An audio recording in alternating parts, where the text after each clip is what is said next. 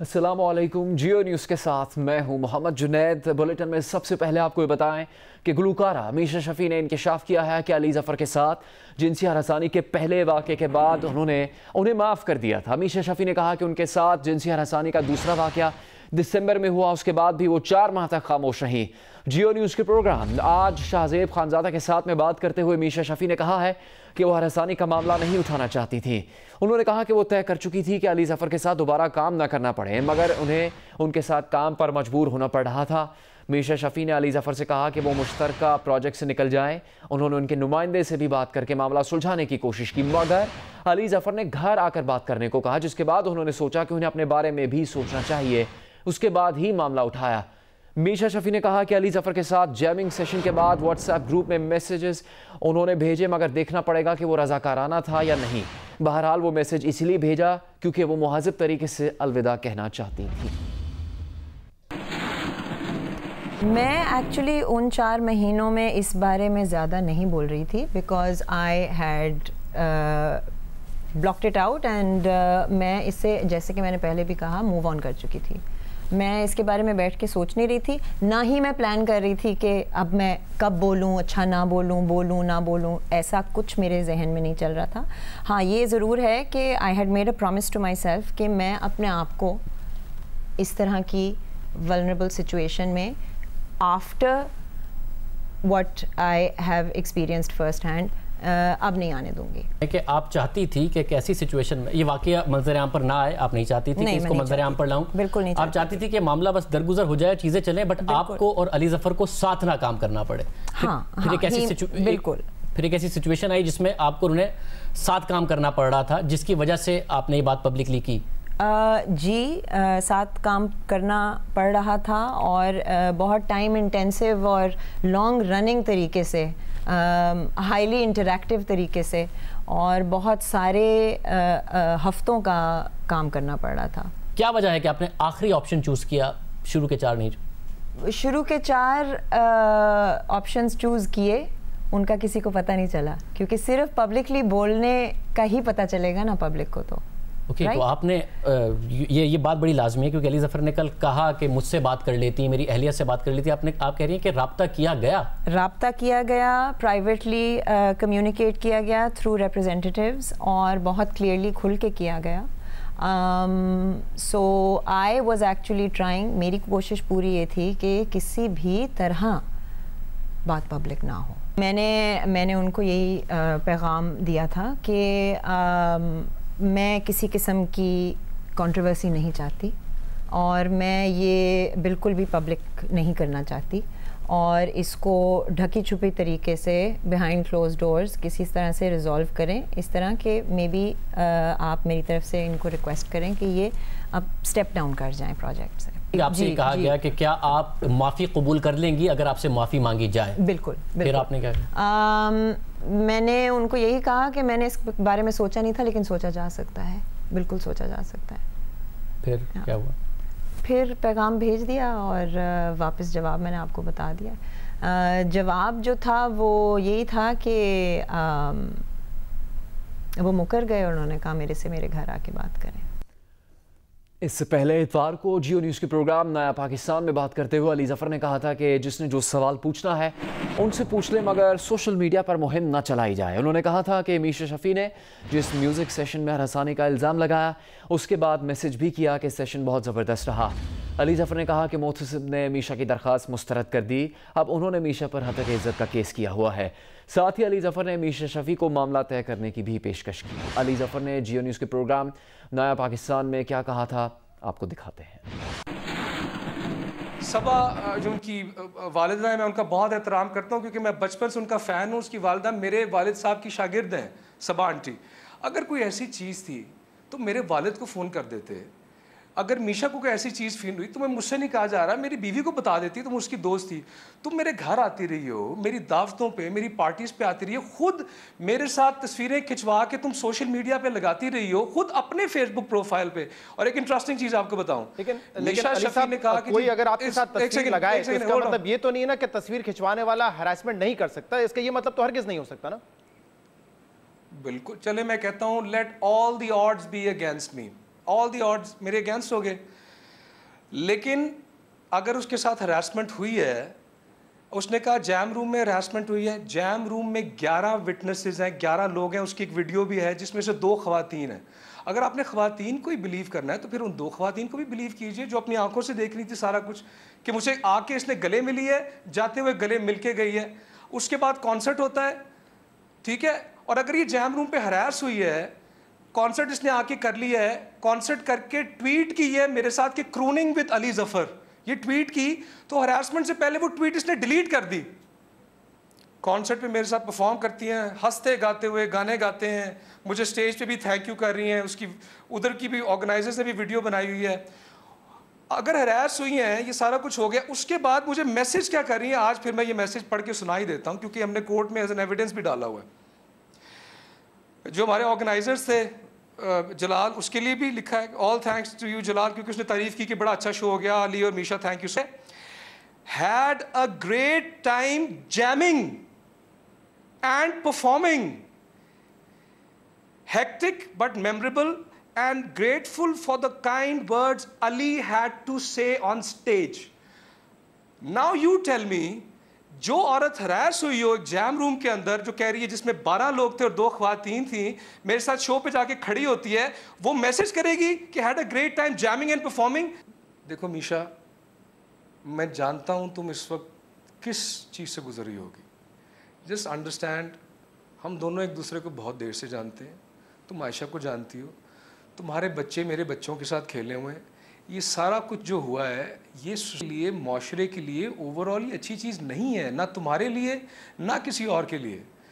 मैं तुमसे दिल से ये कहता हूँ, दिल से, तुम अपने इर्द गिर्द जितने तुम्हारे लोग हैं ना जो तुम्हें इस वक्त मशवरे दे रहे हैं, उनकी सबकी आवाज़ें बंद करके आराम से बैठ के इबादत में बैठो और अल्लाह ताला से डायरेक्ट कनेक्ट करो। और वो कहता है कि मैं माफ़ करने वाला हूँ। तुम अगर एक कदम बढ़ाओगी ना, एक कदम, तो मैं 10 कदम बढ़ाऊंगा। अली जफ़र की जानिब से मसालियत की पेशकश पर मीशा शफ़ी ने कहा है कि उन्हें अली जफ़र की पेशकश की समझ नहीं आ रही। उन्होंने कहा कि अगर कोई उन्हें अली जफ़र की पेशकश से मुतालिक समझा सके तो इस पर बात हो सकती है। मीशा शफ़ी ने बार बार कहा कि वो जिनसी हरासानी का मामला सामने लाना ही नहीं चाहती थी। उन्होंने कहा कि मामला उठाने से पहले भी अली जफ़र ने माफ़ी की पेशकश भिजवाई थी, मगर उस पर पेशरफ नहीं हुई। मीशा शफ़ी ने कहा कि मामला उठने के बाद उन्हें भी बहुत प्रेशर बर्दाश्त करना पड़ा, मगर वो अली जफ़र की तरह रोएंगी नहीं, क्योंकि उन्हें पता था कि उन्हें किस तरह के दबाव का सामना करना पड़ेगा। उन्होंने कहा कि हरासानी का शिकार शख्स अपनी विपता जिसे सुनाए वो भी गवाह होता है। मीशा शफ़ी ने कहा कि इल्ज़ाम को सबूत पेश करने की जिम्मेदारी सिर्फ उनकी नहीं होनी चाहिए, ये जिम्मेदारी हमारे लीगल सिस्टम की भी होनी चाहिए। कौन से कदम बढ़ाने हैं और किस तरह से होगा रिज़ॉल्व, किस तरह से क्या कहाँ जाके आर्बिट्रेशन होगी या कोई मीडिएशन होगी, I don't know, I am not asking for anything. मैंने कुछ भी नहीं मांगा। सो मेरी तो कोई डिमांड्स हैं ही नहीं। मुझे हाँ, मेरे से पूछा गया था तब भी कि जी आप माफ़ी के बारे में सोच सकती हैं, और मैंने कहा था हाँ जी सोच सकती हूँ। और प्लीज़ शाहज़ेब आप ये भी याद रखें कि ये सिर्फ मैं नहीं हूँ, बहुत सी और ख़वातीन भी बोली मेरे बाद एक ही बंदे के बारे में। सो उस लिहाज से फिर कुछ तो देखना पड़ेगा ना, सिर्फ मेरे लिए नहीं लेकिन उनके लिए भी। ज़ाहिर, और ये इनफ एविडेंस आपके पास मौजूद है ताकि लोग ना आगे जाके डिस्करेज हो, ख़वातीन में हिम्मत ही है, ये मामला आगे ही बढ़े, जो मीटू की मूवमेंट या आप जिसका हिस्सा बनी। आई थिंक बजाय इसके कि ये एविडेंस और इसका प्रेशर इस वक्त मेरे पे डाला जाए उस सारे प्रेशर के ऊपर जो कि ऑलरेडी मेरे पे है, आई थिंक ये प्रेशर हमारे प्रेशर कहूँगी या रिस्पॉन्सिबिलिटी कहूँगी, ये जिम्मेदारी जो है ये हमारे लीगल सिस्टम को निभानी चाहिए। और इसीलिए एविडेंस और लॉज, हरासमेंट के अराउंड जो लॉज हैं, जो एविडेंस है और जो एक फोरम है जहाँ पे आप जाके रिपोर्ट करते हैं, वो सेपरेट है। It is separate from the other courts. वो इन्हीं सारी वजूहात की वजह से है, बिकॉज़ ये जो आप कह रहे हैं एविडेंस और ये और वो, और ख़वातीन जो हैं वो डिस्करेज हो जाती हैं बिकॉज़ हरासमेंट जो है वो प्रूव करना, और इसीलिए एक एब्सोल्युटली सेपरेट आपने एक वो बनाया है वहाँ पे फोरम। और it's, you know, we have an ombudswoman for complaints regarding sexual harassment. अगर मेरे पास एक सेक्शुअल हरासमेंट की कंप्लेंट है और आपने एक पूरा फोरम बनाया हुआ है, एक ऑम्बड्सवुमन है, एक लॉ पास किया है, वो सारी एक्सरसाइज हुई है और वो चेंज आया है, तो why is it not available to self employed women and where should I go? अभी दीगर खबरें बुलेटिन में शामिल करेंगे. DGI-SPR major general Asif Ghafoor ने कहा है कि पश्तून तहफ़्फ़ुज़ मूवमेंट जिन लोगों को वरगला रही है उन लोगों का ख्याल है, उनकी परेशानी और दुख का एहसास है, वरना इनसे निपटना कोई मुश्किल नहीं. पश्तून तहफ़्फ़ुज़ वाले उस वक्त कहाँ थे जब लोगों को कत्ल किया जा रहा था? आर्मी चीफ ने हिदायत की थी कि गलत बात भी कहें तो सख्त हाथ नहीं रखना. ये जो लोगों के हाथों में खेल रहे हैं इनका वक्त ख़त्म हो गया. रियासत से कोई नहीं लड़ सकता. जो ये सो कॉल्ड पश्तून तहफ़्फ़ुज़ मूवमेंट की बात करते हैं, किधर थे ये लोग उस वक्त जब इनके गले कट रहे थे और वहाँ पे फुटबॉल खेला जा रहा था? तो किधर थे ये मोहसिन दावड़ साहब, अली वज़ीर साहब, मंजूर पश्तीन साहब, किधर थे? ज़रा पूछें इनसे. आप फ़ौज से किस बदले की बात कर रहे हैं कि हम बदला लेंगे, हम लटा देंगे? आप लटा सकते हैं फ़ौज को? Nobody can fight this state. अगर आर्मी चीफ ने पहले दिन ये बात ना की होती कि बेटा इनके साथ प्यार से डील करना है. इशू ये है कि जिन लोगों को आप वर्गला रहे हैं हमें उनका ख्याल है, उनकी परेशानियों का, उनके जो दुख है उनका एहसास है, वरना आपको डील करना कोई मुश्किल काम नहीं है. ये जो लोगों के हाथ में खेल रहे हैं, the time is up, the time is up. मेरी अपनी मुलाकात हुई मोहसिन दावड़ से भी, बाकी जो इनके सो कॉल्ड लीडर हैं. PTM जब शुरू हुई सबसे पहले उनके साथ एंगेजमेंट मेरी हुई, तो आर्मी चीफ ने एक बात कही थी कि ये गलत बात भी कहें तो इनके साथ सख्त हाथ नहीं रखना. बात तो 3 डिमांड्स की हो रही थी ना, माइंस की, मिसिंग पर्सनस की और चेक पोस्टों की. लर और बर का नारा कैसे लगता है? डिमांडें इनकी नहीं है, ना ही तकलीफ़ें इनकी हैं. डिमांडें और तकलीफ़ें जो हैं उन हमारे पठान भाइयों की हैं जो उस जगह के रहने वाले हैं, दिन रात वहाँ रहते हैं. ये तो वहाँ रहते भी नहीं हैं. जिन बातों को बुनियाद बना के ये शो कर रहे हैं वो बातों तो हम खुद कर रहे हैं, लेकिन ये जो आज मैंने क्वेश्चन रेज किए हैं ये तो लोगों को नहीं पता. और ये मैंने इसलिए क्योंकि मैंने कहा था कि please don't cross the lines. आप लाइन क्रॉस करेंगे तो हमें जो ये ज़ुबान इस्तेमाल करते हैं इनसे बातचीत आप मीडिया पे खुल के हो सकती है, लेकिन पहले आप ये सोशल मीडिया पे नाराबाजी करते हैं. इनकी ट्वीट्स आप देखें, आप इन MNAs की ट्वीट्स उठा कर देख लें. क्या कोई जिम्मेदार शख्स इस किस्म की बातचीत कर सकता है अपनी फ़ौज के ख़िलाफ़? फिर आइन है, फिर जब हम आइन को इम्प्लीमेंट करेंगे तो फिर लोग कहेंगे जी कि देखें ये तो सख्ती हो रही है. ये जो आप बातचीत उनके जवाब की बात कर रहे हैं, सवाल मैंने उनसे पूछे हैं, सवालों का जवाब मैं कानूनी तरीके से हम लेंगे, कानून के तहत. मीडिया पे डिबेट नहीं कराएंगे. तो मैं ही रिक्वेस्ट करूंगा कि इन सवालों के जवाब हम उनसे लीगल तरीके से लेंगे, और जब इनकी ज़ुबान सीधी हो जाएगी और जब ये एक्सपोज हो जाएंगे, आप इनको 24/7 TV पे रखें. क्या आप ऐसे बंदे को TV पे बुलाना शुरू करेंगे जो कहता है ये जो दहशतगर्दी है इसके पीछे वर्दी है? उन 6000 शहीद जो हैं जिन्होंने इस ज़मीन पर अपना खून बैठाया है, उनके पेरेंट्स इनसे पूछ सकते हैं कि हमारे बेटे ने तो जान दिया इस मुल्क के लिए. किस तरीके से आप कह सकते हैं? मेजर जनरल आसिफ गफूर का कहना था कि पश्तून तहफ़्फ़ुज़ मूवमेंट की वेबसाइट पर फंड्स की जो रकम दिखाई गई है उससे कहीं ज़्यादा पैसा इन्होंने जमा किया हुआ है. 22 मार्च 2018 को NDS ने PTM को एहतजाज जारी रखने के लिए पैसे दिए. इस्लामाबाद में धरने के लिए रॉ ने पैसा दिया. अप्रैल और मई 2018 में कंधार और जलालाबाद के भारतीय कांसुल खानों से कितनी रकम हासिल की गई? मई 2018 में भारतीय सिफारतकारों ने कितने डॉलर्स दिए? ये सारा पैसा कहाँ है और किस मद में इस्तेमाल किया गया? इनसे मैं पूछता हूं कि जो आपने उधर तफसील दी हुई है साइट के ऊपर, उससे बहुत ज़्यादा पैसा आपके पास इकट्ठा हुआ है. ज़रा बताएं आपको कि कितना पैसा है इनके पास. We have the details. आपको ये पहले बताएं कि कितना पैसा है इनके पास और ये रकम कितनी है और कहाँ से आई है. फाइनेंसेस से मुतल्लिक 22 मार्च 2018 को NDS ने इनको एहतजाज जारी रखने के लिए कितने पैसे दिए, कहाँ दिए और वो कहाँ है? पहले मैं उनसे पूछता हूँ, फिर आपके साथ भी इंशाल्लाह. इस्लामाबाद में धरने के लिए जो सबसे पहला इनका धरना था, उसके लिए रॉ ने इनको कितने पैसे दिए, किस तरीके से पहुँचे, और कहाँ इन्होंने इस्तेमाल किए। 8 अप्रैल 2018 को जो कंधार में इंडियन कौंसलेट है, उसमें मंजूर पश्तीन का कौन सा रिश्तेदार था जो उस कौंसलेट में गया, उससे मुलाकात हुई, उस साथ एक दोस्त भी था, कितने पैसे दिए और वो पाकिस्तान कैसे आए।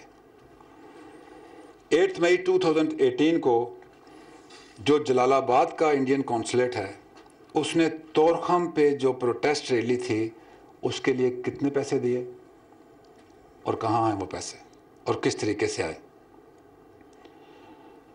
मोहम्मद इस्माइल बोन जोंदोन टीवी का पीटीएम से क्या ताल्लुक है, ये भी बताएं।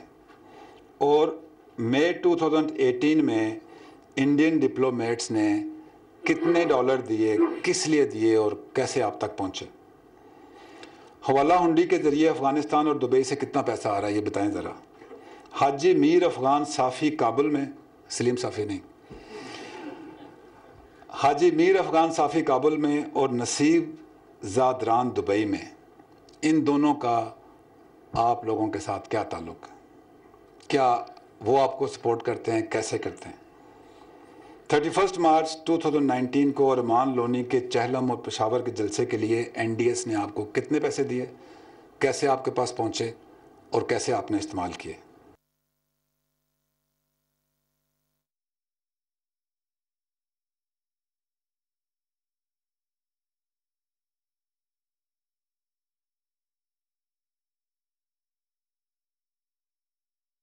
मेजर जनरल आसिफ गफूर ने कहा है कि 30,000 से ज़्यादा मदारिस को कौमी धारे में लाया जाएगा और उन्हें वजारत तालीम के मातहत किया जाएगा। ऐसा निसाब बनाना है जिसमें नफरत अंगेज़ मवाद नहीं होगा।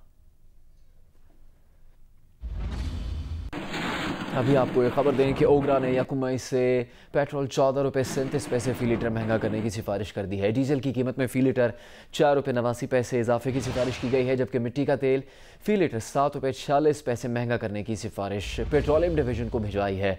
कीमतों का हतमी फैसला वज़ारत ख़जाना वज़ीर आज़म की मशावरत से करेगी। अपनी ब्रीफिंग में मेजर जनरल आसिफ गफूर का कहना था कि जो पार्टी पीटीएम की हिमायत कर रही है, राव नार उन्हीं का बच्चा था। ऐसे नहीं होता। जहादी तंजीमों की मेन स्ट्रीमिंग के खिलाफ और पाबंदी की बात की जा रही है। बताया जाए कि 1979 के बाद किसने जमहूरी हुकूमतों और डिक्टेटरशिप को इन तंजीमों पर पाबंदी लगाने से रोका था, इन तंजीमों पर क्यों पाबंदी नहीं लगाई गई थी? मसले हैं ना, नारा कहां से आ गया? मसले हैं, फौज को लंबा डालेंगे, ये कहां से आ गया? कभी आपने उनको मशवरा दिया? ये कभी आपने उनसे ये पूछा है कि शुरू हुई 3 बातों से रॉन वार आउट ऑफ वे आ गया? मैंने कहा ना कि मैं बहुत लगा बंधा यहां खड़ा होता हूं। एक पार्टी उनको सपोर्ट कर रही है कि जी पीटीएम बिल्कुल ठीक कर रही है, बच्चा तो रॉन वार उनका था। ऐसे नहीं होता। चीज़ों को जूम आउट करके देखें कि कैसे हो रही हैं। 1989 में सोवियत फोर्सेस का अफ़गानिस्तान से एग्ज़िट हो गया था। उसके बाद 40 साल हो गए हैं, डिक्टेटर्स की भी हुकूमतें आई, जमहूरी हुकूमतें भी आईं, तो who stop to review the policy? किसने मना किया था कि इन लोगों को दोबारा मेन स्ट्रीम में ना लाया जाए, रियासत की अमलदारी में ना लाया जाए? और अगर आज ये फैसला हुआ है या आज से 5 साल पहले फैसला हुआ है, तो क्या पुराने फैसलों को जिनके रिजल्ट्स में प्लस माइनस हो सकती है उसको फॉलो करते रहें या करेक्शन कर लें? चेयरमैन पीपल्स पार्टी बिलावल भुट्टो जरदारी ने पश्तून तहफ़्फ़ुज़ मूवमेंट से बातचीत करने की पेशकश कर दी है। कहा कि रियासत को नौजवानों को बात करके सियासत में लाना चाहिए। ऐसा ना हो कि ये किसी और तरफ चल पड़े। दहशत गर्दी के शिकार लोगों को कौमी धारे में लाने की ज़रूरत है, दहशत गर्दों को नहीं। खान साहब को पॉलिसी बयान विफाकी वज़रा से दिलवाने चाहिए। अगर वज़ीर आज़म ये काम DG ISPR से करवाएंगे तो इदारे मतनाज़े होंगे, जो हम नहीं चाहते। बिलावल भुट्टो ने कहा कि नायब जो मर्जी कर ले, हम ना कभी पहले झुके हैं, ना अब डरेंगे और ना झुकेंगे।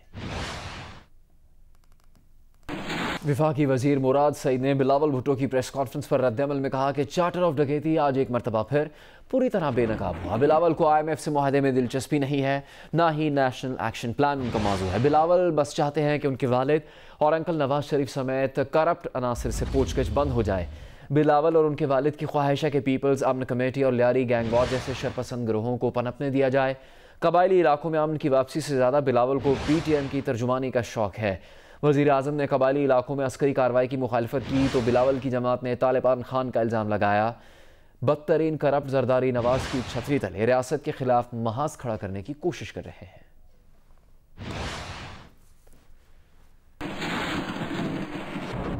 DGISPR major general Asif Ghafoor ने भारत के मुसलसल झूठ बोलने का पोल भी खोल दिया। कहा कि पाकिस्तान ने भारत के 2 तैयारे गिराए जिनका मलबा दुनिया ने जमीन पर देखा। भारतीय एयरफोर्स ने पाकिस्तान के डर से अपना MI हेलीकॉप्टर खुद गिराया और इसका ब्लैक बॉक्स भी गुम कर दिया। फिर कहा कि पाकिस्तान का F-16 गिरा दिया। आपके अमेरिका से बहुत अच्छे ताल्लुकात हैं, ज़रा अमेरिका से कहें कि एक बयान दे दें कि आपने पाकिस्तान का F-16 गिरा दिया। झूठ के पाँव नहीं होते। DGISPR ने कहा कि भारत ने ये क्यों नहीं बताया कि नौशहरा में जिस ब्रिगेड हेडक्वार्टर के करीब स्ट्राइक की वहां कौन मौजूद था। DGISPR major general Asif Ghafoor ने एक बार फिर भारत को मुज़ाकरात की पेशकश भी कर दी। कहा कि भारत को फैसला करना है कि वो 27 फरवरी दोहराना चाहता है या खत्ते से गुर्बत और अफलास का खात्मा चाहता है। भारत खत्ते में अमन के लिए संजीदा है तो कश्मीर समेत तमाम उमूर पर मुज़ाकरात करे। DGISPR ने पाकिस्तान के पश्तूनों से पश्तो ज़बान में मुखातिब होकर कहा कि जिस तरह पाकिस्तान हम सबका है, पाक फ़ौज भी आपकी है। अगर पाकिस्तान खुशहाल और आबाद रहेगा तो पश्तूनों समेत हम सब आबाद रहेंगे।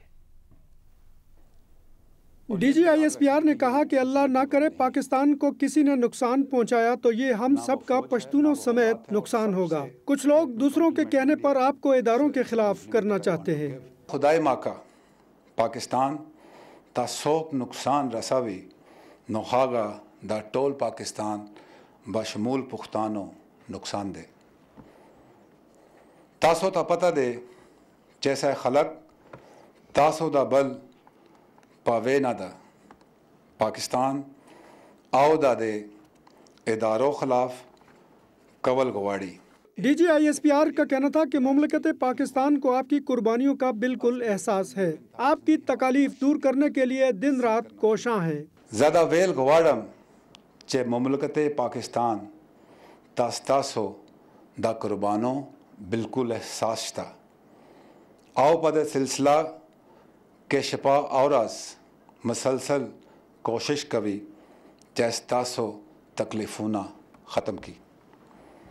आओ ज़ातासो ला तसल्ली दर कवल गवाड़म चे पाक फौज बहागा व ख़ता पोरे पे आराम ना कीनी सौ पूरे चैस्तासो मसले ना दी ख़त्म शवी। DGISPR ने कहा कि हम आपसे तवक्को करते हैं कि आप लोग दूसरों की बातों में नहीं आएंगे बल्कि ऐसी मुल्क दुश्मन कुव्वतों का रास्ता भी रोकेंगे और पाकिस्तान को मजबूत बनाने में अपना किरदार अदा करेंगे। ज़रगून शाह, जियो न्यूज़, इस्लामाबाद। सीनियर सहाफ़ी और जियो न्यूज़ के प्रोग्राम कैपिटल टॉक के एंकर पर्सन हामिद मीर ने तज्जिया पेश करते हुए कहा है कि साबिक सदर और साबिक आर्मी चीफ परवेज़ मुशर्रफ अगर 2 मई को पाकिस्तान आए तो एयरपोर्ट से ही गिरफ्तार कर लिए जाएंगे। उन्होंने मजीद कहा कि आर्मी चीफ कमर जावेद बाजवा की पॉलिसी साबिक आर्मी चीफ राहील शरीफ से मुख्तलिफ है। मेरी खबर यह है कि अगर वो पाकिस्तान आए 2 मई को, अगर वो पाकिस्तान आए तो इस मरतबा वो एयरपोर्ट से ही गिरफ्तार हो जाएंगे और ये मामला जो है फिर मुख्तलिफ होगा। पहले तो होना लाजमी है। पहले हालात और थे। आज तो DGISPR ने भी कहा है कि पहले हालात और थे, आज के हालात और हैं। ये आज की जो फौज है ये डिफरेंट है। Army chief general Qamar Javed Bajwa ने कहा है कि अवामी हिमायत से पाकिस्तान की दलेर और बहादुर मुसल्लह फ़ौज मादरे वतन का हर कीमत पर दिफा करेंगी। ISPR के मुताबिक army chief general Qamar Javed Bajwa ने चूनिया और कसूर में लाहौर कोर और टिला फील्ड फायरिंग रेंजेस में मंगला कोर के जवानों से मुलाकात की। आर्मी चीफ ने जवानों की पेशा वाराना इस्तेदाद और बुलंद हौसले को सराहा। आर्मी चीफ ने कहा कि इस मौके पर अवामी हिमायत से पाकिस्तान की दलेर और बहादुर मुसल्लह फ़ौज हर कीमत पर मादरे वतन का दिफा करेंगी। Hi, I'm Wajid Sani. Thanks for watching Geo News. For more videos and updates, don't forget to click the subscribe button. Keep watching Geo News.